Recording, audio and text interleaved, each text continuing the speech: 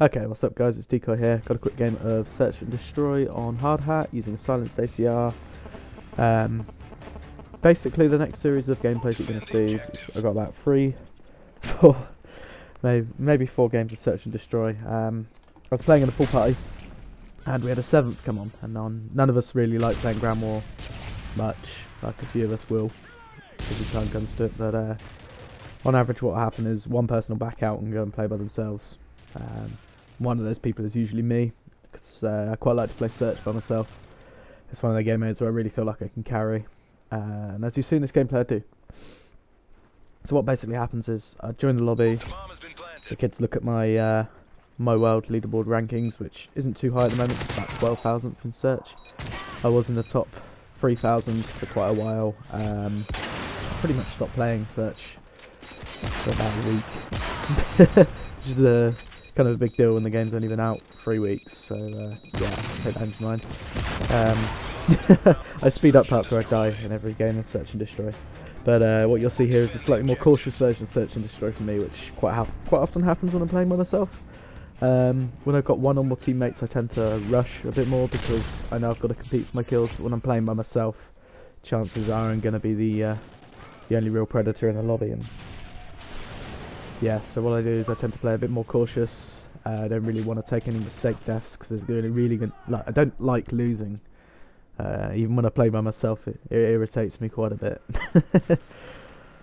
So yeah, just playing cautious. Use a silencer. I don't really bother with too many motion sensors or anything like that. I use a claymore more so as a little like early warning system. That's pretty much what I use. Claymores rarely get me kills in this game. Bouncing betties seem to get me more kills, even though bouncing betties you can avoid just by diving to the floor, which a lot of people still don't seem to know.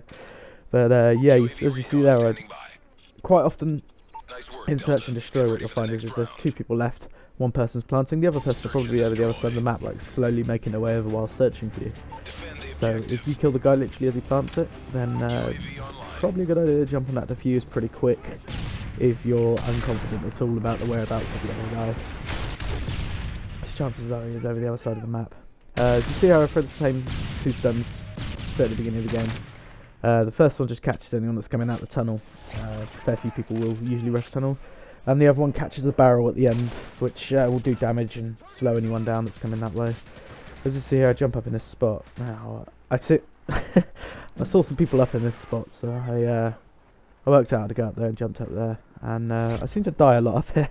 But as you see here, it does catch quite a few people out by surprise. But I don't jump up here too often. Just if I know I've got to defend the middle, I'll pretty much watch that. The Search and Destroy, a lot of it is about map knowledge, I would say. Like, you got to know your routes, you got to know where people are going to come from, you got to know where they'll think that you'll think they're coming from if you're following me, and you got to counteract that. So Search and Destroy is very much a thinking man's game. That's why a lot of people can't play it, and those who play it occasionally and so they have good games and bad games, they're the ones who just kind of blindly rush or just have one route and one idea of what to do, and that's about the extent of their game. I thought my teammate was stealing my care packages, and so I'm running back to bring it prepared anyway. Care packages in this game I really quite like. I mean, you know, you think about it, on the assault class, the care package is always going to be something off the assault list, and there's nothing bad on the assault list really, is there? I mean, like, the lowest of the low would be the UAV. Now, UAV and Search is priceless. Next one up, IMS.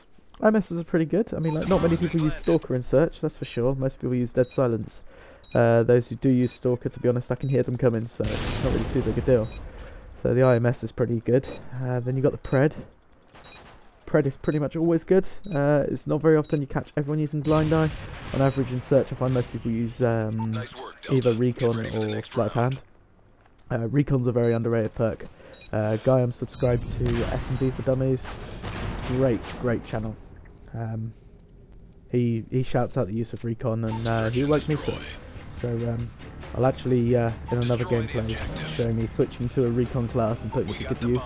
Obviously it does have its disadvantages, like right now I'm using Blind Eye as my first perk. Pardon me. And you know, that's very useful when you're playing by yourself. I mean, like, if you're playing by yourself, quite often you're going to want to rock the assassin blind eye combination with a silenced gun. I mean, like, you really do want to go quite bitch mode. But the thing about search is you can play bitch mode for, you know, a full, like, 2-3 minutes, whatever the round is. And literally right at the end of the round, it could come to a point where you've got to go absolutely clutch. Pretty much as soon as you kill one person, you're like thrown straight into a zone, because as soon as you kill that person, your enemies know where you are. Watch this game winning kill cam, this is quite funny. These guys attempt to split up. You'll see it better in the game when the pierce attacks up the predator throw in. I don't boost as early as that, as you'll see in just a second. Here you go. This is it. Guys, you see that I'm firing it in and they try and split up and they almost make it round the corner. Got to prioritise well and get it smack bang in the middle and get both of them. But anyway, I've talked for way too long. This game's over. I will carry on this topic in another video. So that was, I believe, 11-1. Carrying a random team. Oh, 10-1. Okay. And yeah, see you next time, guys. Decoy.